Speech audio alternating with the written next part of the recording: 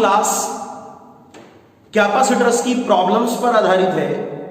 जैसा कि कई बच्चों का बार बार कमेंट आ रहा था, उनकी रिक्वायरमेंट थी कि सर कैपेसिटर्स पर वीडियो बनाइए।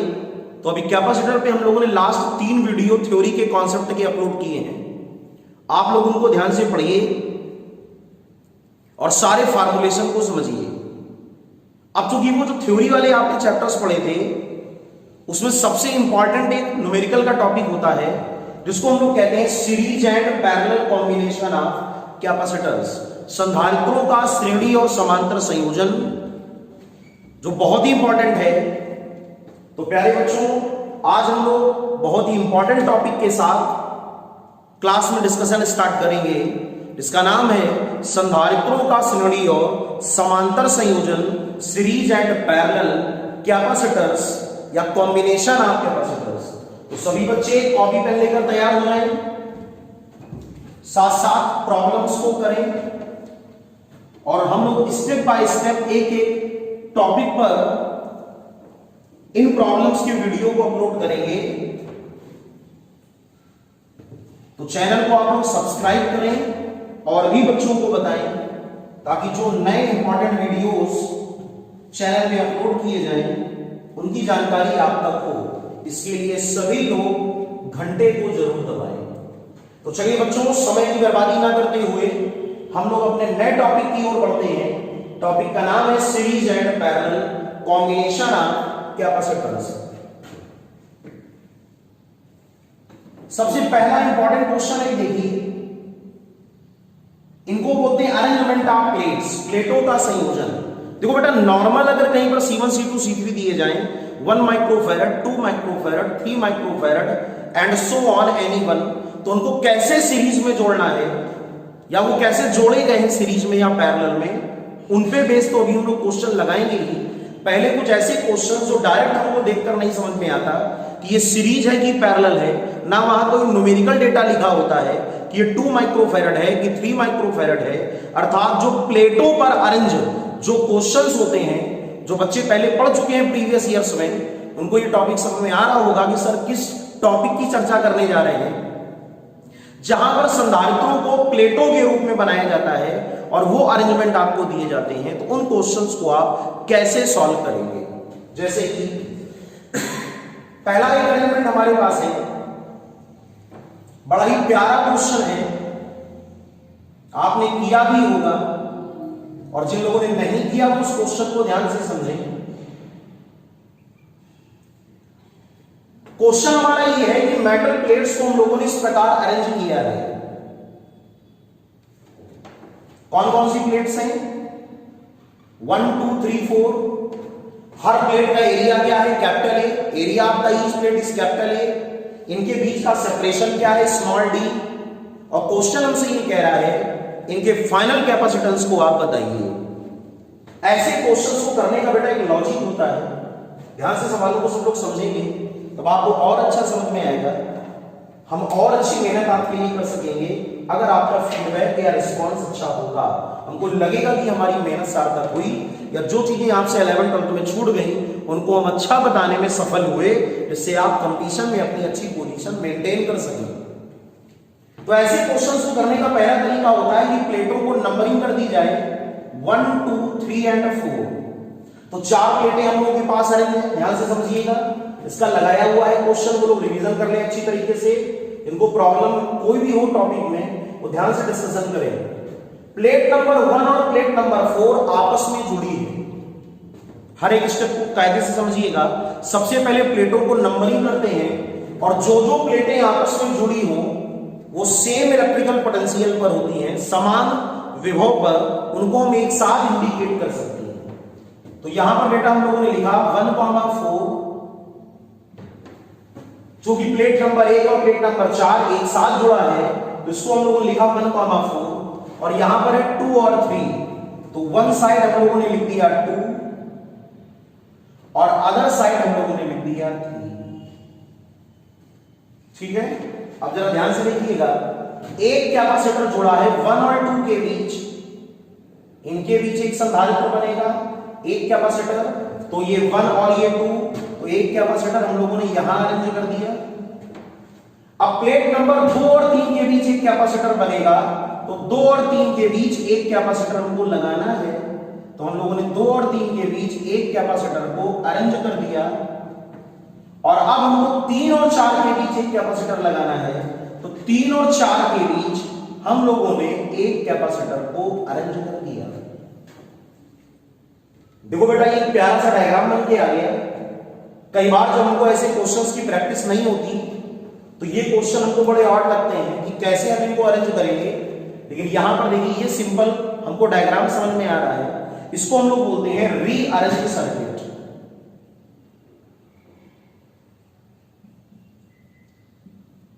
रीअरेंज, जिसको हम लोगों ने फिर से अरेंज किया। इससे हम कुछ पता नहीं लगा पा रहे हैं कौन सीरीज कौन पैरेलल, लेकिन इससे हम पता लगा पाएंगे कौन सीरीज और कौन पैरेलल। फिर से एक बार ध्यान दें सर्किट कैसे बना।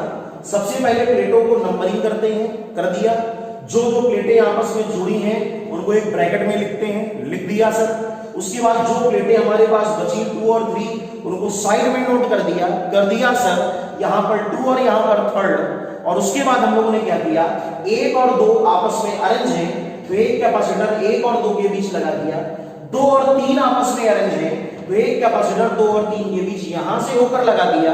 अब अगर आपके दिमाग में आ रहा हो कि सर यहां से क्यों नहीं लगाया, तो क्यों लगाएंगे, क्योंकि एक बार हमारा सर्किट इंगेज हो चुका है। जिस रो में एक बार पहले कैपेसिटर लग जाता है, उसी रो से होकर कोई दूसरा कैपेसिटर नहीं जाता।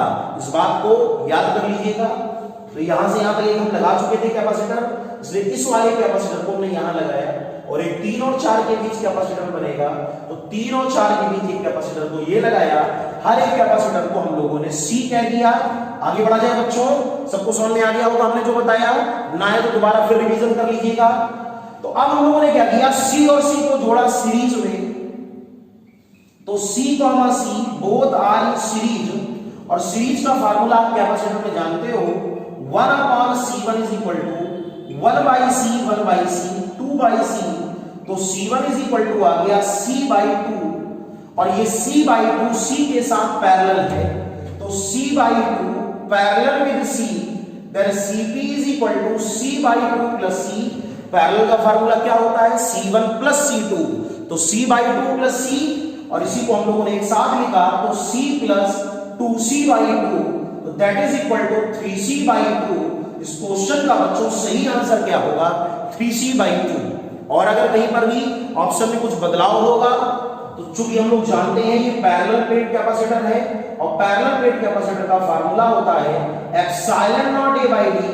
ठीक है, अगर प्लेटों के बीच में एयर और वैक्यूम है, और अगर यहां पर कोई डाइलेक्ट्रिक होता तो वो लिख देता ये डाइलेक्ट्रिक कांस्टेंट है K, लेकिन यहां पर ऐसा कुछ नहीं है, इसलिए हम लोगों ने यहां पर K नहीं लिखा। अगर डाइलेक्ट्रिक मटेरियल होता तो हम यहां K लिखते, तो पूरा फार्मूला आया Cp is equal to 3/2 epsilon not A/D। और अगर यहां पर डाइलेक्ट्रिक कांस्टेंट होता तो यही फार्मूला आता 3/2 K एप्सिलॉन नॉट A/D। तो चाहे तो आप क्वेश्चन को ये सही करें जैसा ऑब्जेक्टिव आपके पेपर में आए, और अगर ये ऑब्जेक्टिव आता है तो आप इसको सिलेक्ट करें। तो इस प्रकार इस क्वेश्चन का सही आंसर है 3C/2, और इसी को हम लोगों ने क्या लिखा, 3/2 एप्सिलॉन नॉट A/D। क्वेश्चन को नोट कर लें।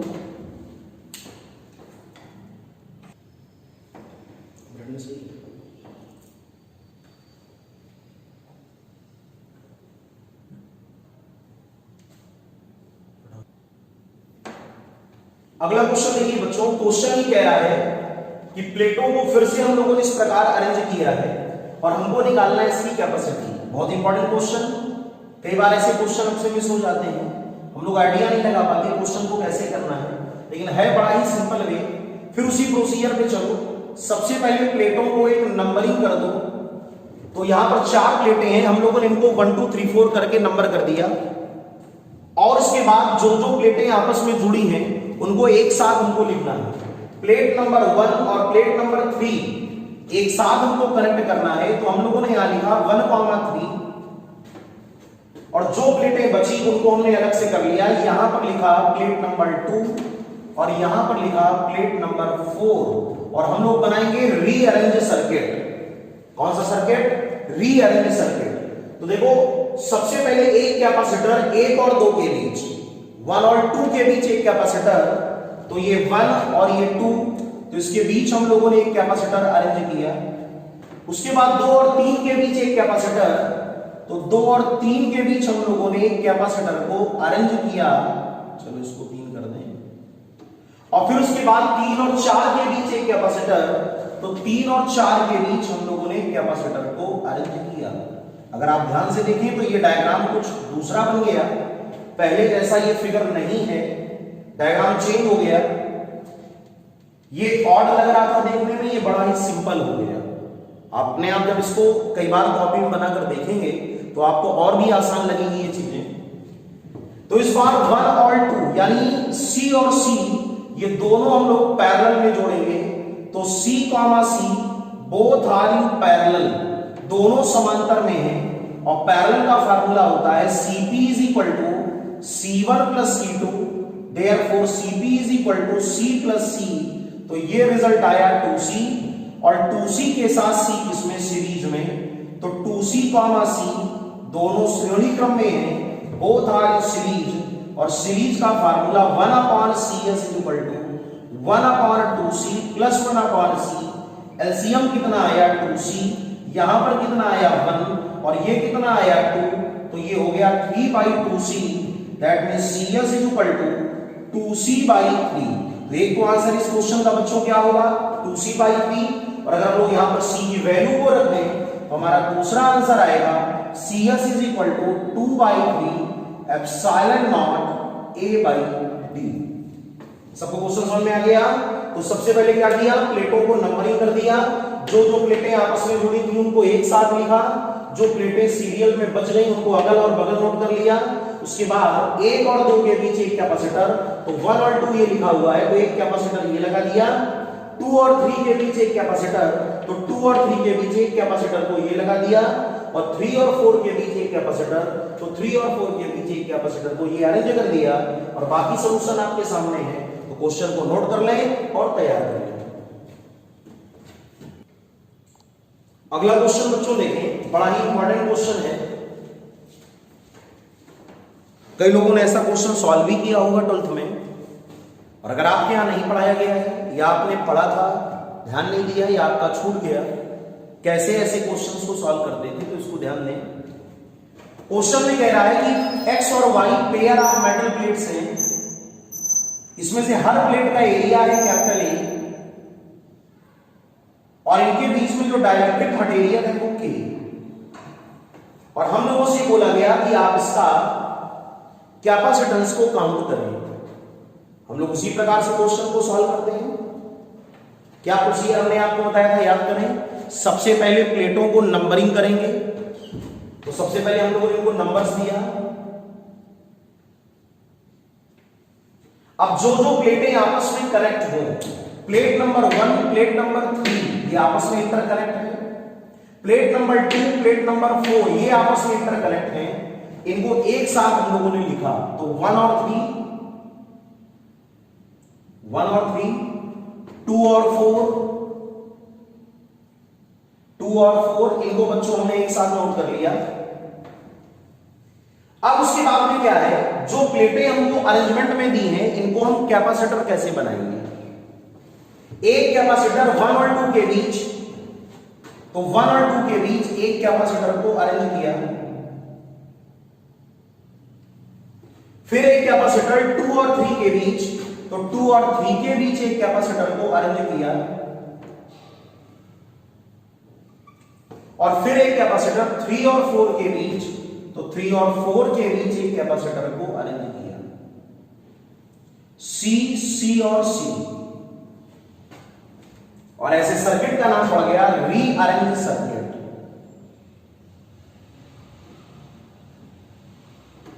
अब ये जो रीअरेंज सर्किट बना हुआ है, इसमें तीनों कैपेसिटर किसमें कनेक्ट हैं, पैरेलल में।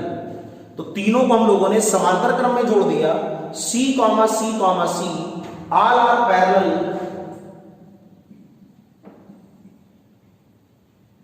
और जब ये पैरेलल में होंगे तो CP बराबर C plus C means 3C। और अगर हम लोग C की वैल्यू रखें K एप्सिलॉन नॉट A/D, तो बच्चों क्वेश्चन का सही आंसर आया Cp is equal to 3K epsilon not A by D। तो इस क्वेश्चन का सही आंसर क्या होगा? 3K epsilon not A by D। Question का तरीका तो सबको समझ में आ गया होगा। 1 2 3 4 1 और 3 आपस में जुड़ी है, 2 और 4 आपस में जुड़ी है, इनको हम लोगों ने एक साथ लिखा। पहला अरेंजमेंट 1 और 2 के बीच, तो 1 और 2 के बीच एक कैपेसिटर। फिर एक अरेंजमेंट 2 और 3 के बीच, तो 2 और 3 के बीच एक कैपेसिटर। फिर एक अरेंजमेंट 3 और 4 के बीच, तो 3 और 4 के बीच एक कैपेसिटर। और आप ये सीधा सीधा दिख रहा है कि तीनों संधारित्र यानी तीनों कैपेसिटर समांतर संयोजन में है। और पैरेलल का फार्मूला बच्चों क्या होता है? C1 plus C2 plus C3। इसलिए क्वेश्चन का सही आंसर क्या है? 3C, या इसी को हम लोग क्या लिखते हैं? 3K epsilon not A by D। यहां पर K क्या है? Dielectric constant. A क्या है? Area of the plate. और एप्सिलॉन नॉट को सब लोग जानते हो परमिटिविटी यानी निर्वात की वैद्युतशीलता। एक ऐसा ही अगला एक और क्वेश्चन हम लोग लेते हैं।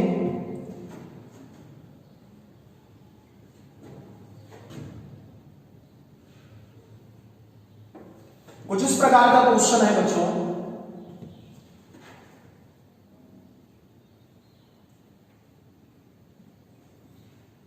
ईच प्लेट का एरिया भी कैपिटल ए है और डाइलेक्ट्रिक मटेरियल जो यहां भरा हुआ है वो के।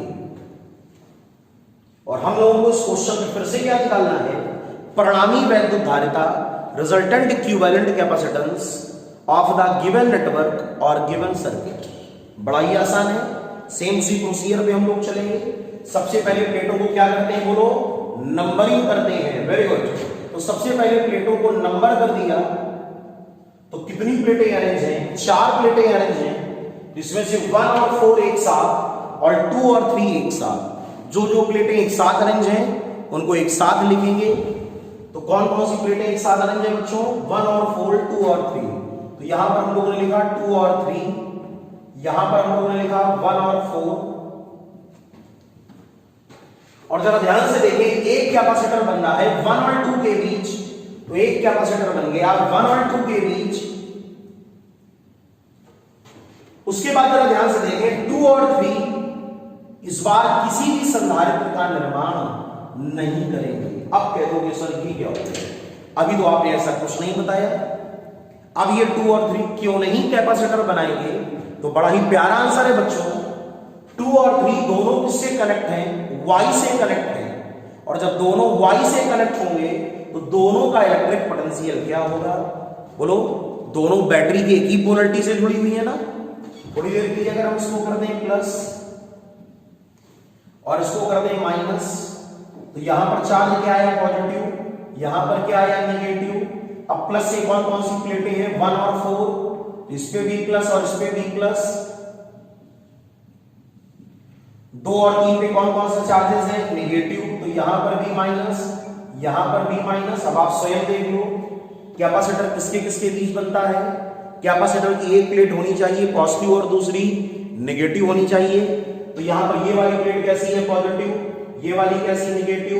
तो ये कैपेसिटर बनेगा। यहां पर ये वाली शीट कैसी? नेगेटिव। ये वाली भी कैसी? नेगेटिव। तो कैपेसिटर नहीं बनेगा। क्या कैपेसिटर की दोनों प्लेटों पे कभी सेम चार्ज होता है? माइनस माइनस या प्लस प्लस? नहीं होता। इसका मतलब ये दोनों प्लेटें कैपेसिटर यानी संधारित्र का निर्माण नहीं करेगी। अब कौन कौन सी प्लेटें हैं? 3 पे माइनस और 4 पे प्लस। ये फिर से एक कैपेसिटर का फॉर्मेशन करेगा। यानी कितने कैपेसिटर इस पूरे अरेंजमेंट में है? तो 1 और 2। एक तो ये लग चुका। अब एक कैपेसिटर लगेगा 3 और 4 के बीच। तो 3 और 4 के बीच एक कैपेसिटर कुछ इस प्रकार अरेंज होगा। तो ये भी हो गया C और ये भी हो गया C। और C कामा C दोनों समांतर में है। Both are parallel. Then Cp is equal to C plus C। That means Cp is equal to 2C। और C है कितना? K epsilon not A by D। तो 2K epsilon not A by D। This is the final answer of given question. Previous में अभी जो हमने पिछला question किया उसका आंसर आया था 3K epsilon not A by D, क्योंकि वहां पर 3 कैपेसिटर अरेंज थे। लेकिन इस वाली प्रॉब्लम में केवल 2 कैपेसिटर अरेंज हैं। ये क्वेश्चन का सही आंसर क्या होगा?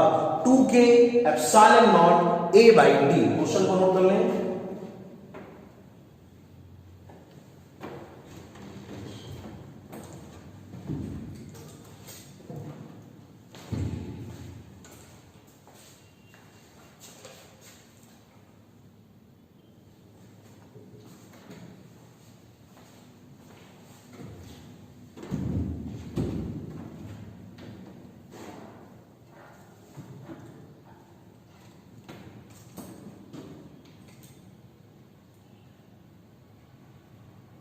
तो प्यारे बच्चों, अब हम लोग अगले क्वेश्चन की तरफ पढ़ेंगे।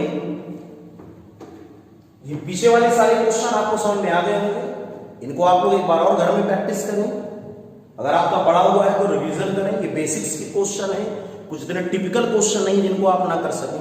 कोई हार्डर प्रॉब्लम नहीं है, बस कॉन्सेप्ट पे आधारित है। तो आप कैसे क्वेश्चंस को सॉल्व करते हैं उनका आइडिया रखें।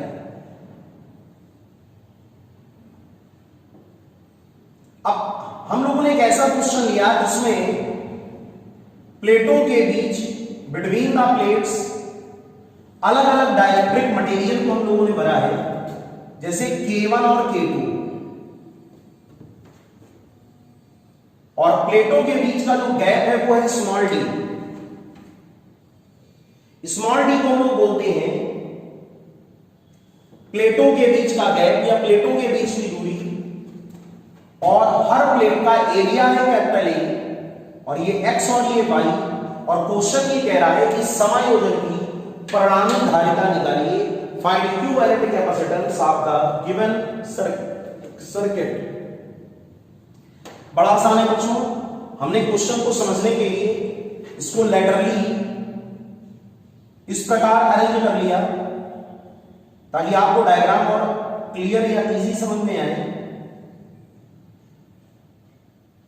यहां पर ये x और ये y है, प्लेटों के बीच की दूरी है d, इसलिए ये हाफ डिस्टेंस हो गई d/2, और यहां पर भी ये हाफ डिस्टेंस हो गई d/2।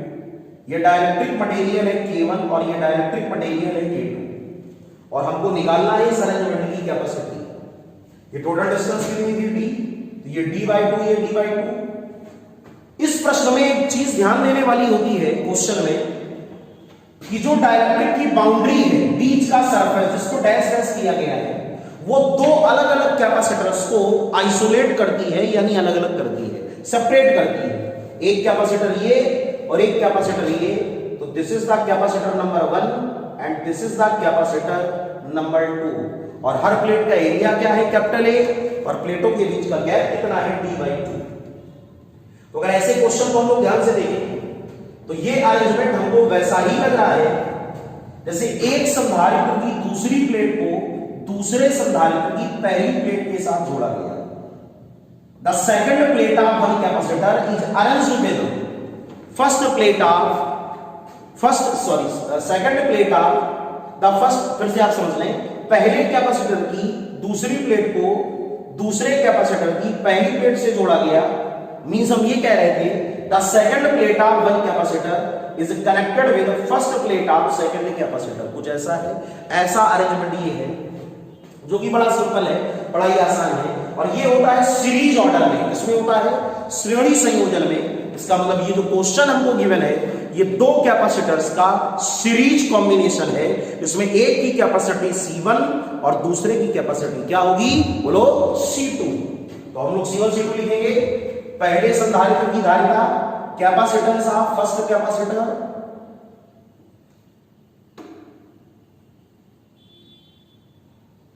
इसको बच्चों हम लोगों ने क्या लिखा, C1 is equal to K1 epsilon not A की जगह कैपिटल A, बट डिस्टेंस होगी d/2, क्योंकि यहां पर दूरी कैसी आ रही है, देख के करिएगा जल्दबाजी में गलती ना हो। तो ये a/2 नहीं है, केवल a है। प्लेट का एरिया है, प्लेट का एरिया है, लेकिन दोनों प्लेटों के बीच का गैप कितना है, d/2।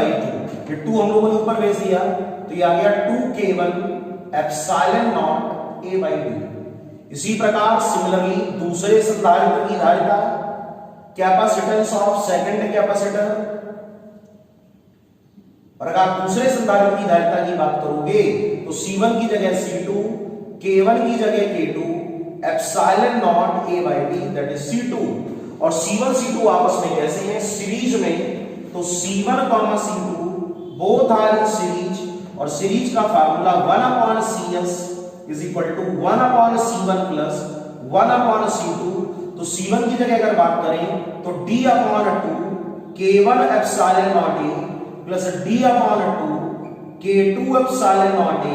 अगर पूरे से हम लोग d/2 एप्सिलॉन नॉट a को कॉमन ले लें तो ब्रैकेट में 1/K1 प्लस 1/K2, और अगर इसी को हम लोग और सिंप्लीफाई करें तो 1/CS equal to d upon 2 epsilon not a, तो यहां पर k1 k2 सॉरी अभी हम लोग यहां पर क्या लिखेंगे k1 प्लस k2 और अपॉन k1 k2। अगर आप एलसीएम लोगे और इस पूरे को रिवर्स करोगे तो यही फार्मूला बनेगा CS is equal to 2 epsilon not a by d, और ब्रैकेट में बच्चों क्या आएगा k1 k2 upon k1 plus k2।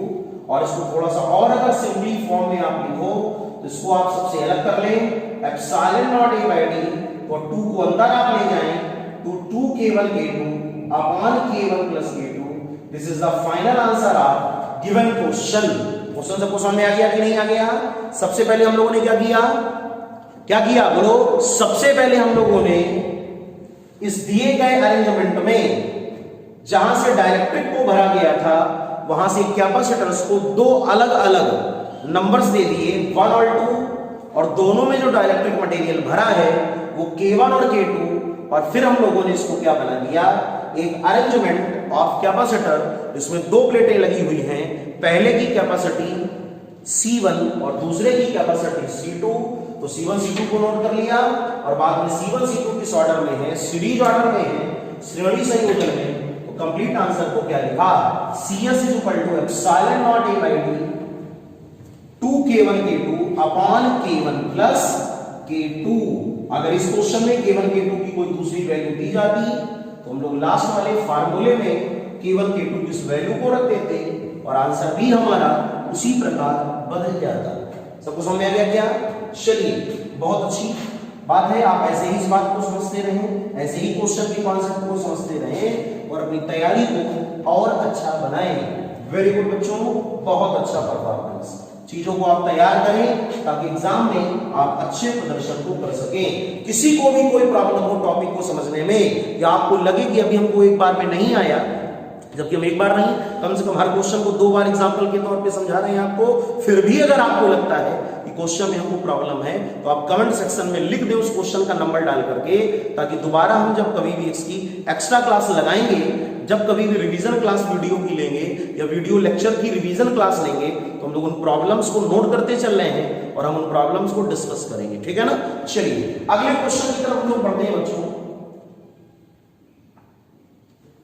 जैसे ये जो पीछे वाला क्वेश्चन अभी हम लोगों ने लिया था, इसी में कई बार क्वेश्चन को ऐसे बदल देता है। आपने भी पढ़ा होगा ये k1 और ये k2, इस बार ये x और ये y, और प्लेटों के बीच की दूरी है स्मॉल d, और आपसे कहता है कि आप इसकी कैपेसिटेंस अर्थात आप इसकी धारिता को निकालें।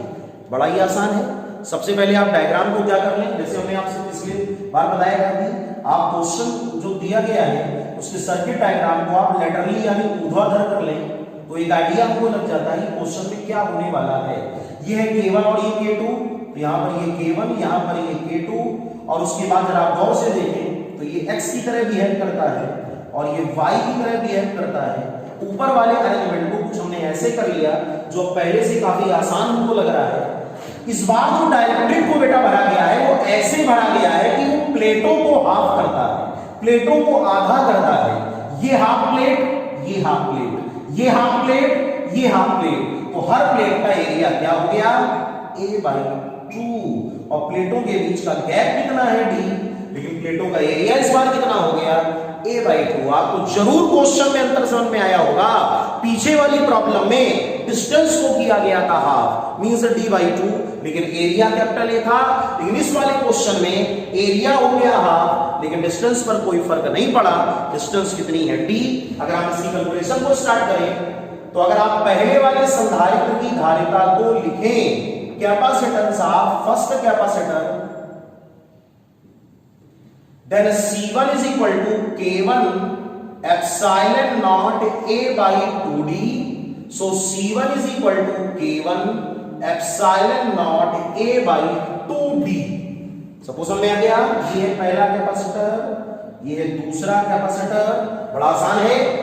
इसी प्रकार सिमिलरली अगर हम दूसरे संधारित्र की धारिता को लिखें, कैपेसिटेंस ऑफ सेकंड कैपेसिटर, तो बड़ा आसान है बच्चों हमारे लिए। हम C1 को क्या लिखें C2, K1 को क्या लिखें K2, epsilon not a by, फिर से क्या कर दें 2d।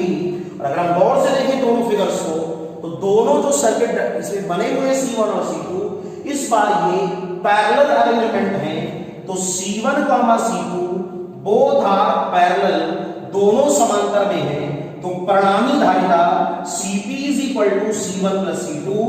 C1 है कितना? K1 epsilon not A by 2D plus K2 epsilon not A by 2D। और अगर हम लोग तो यहां पर अगर हम लोग बच्चों इसको कॉमन ले लें तो Cp is equal to epsilon not A by 2D को कॉमन ले लिया गया, ब्रैकेट में K1 प्लस K2, और इसी को हम लोग ऐसे भी अरेंज कर सकते हैं एप्सिलॉन नॉट A बाई 2 या epsilon not A by D, और ब्रैकेट में K1 प्लस K2 बाई 2। तो इस प्रकार इस क्वेश्चन का सही answer Cp is equal to epsilon not A by 2D, K1 plus K2 ये भी लिख सकते हो, और Cp is equal to epsilon not A by D, K1 plus K2 by 2। Question को ध्यान से नोट कर लें।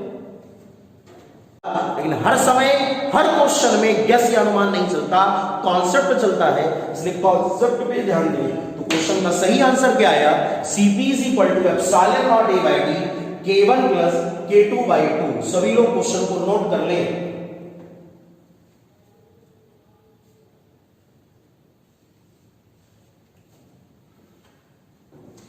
तो प्यारे बच्चों, नोट कर लिया सभी लोगों ने?